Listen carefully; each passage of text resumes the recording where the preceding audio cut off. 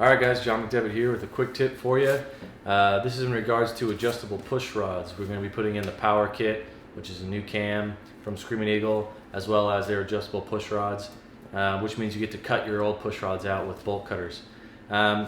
Quick tip is make sure that that cylinder that you're cutting is on top dead center, which means the lifters are at the lowest point.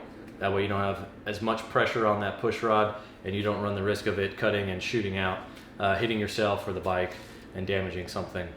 The other thing, make sure you don't use a cutting wheel or a grinder. That's going to make shavings. You only want to use bolt cutters when you're cutting these push rods out, unless there's no shavings, so you're not going to get anything down in the cam chest, and it's a lot safer, no sparks.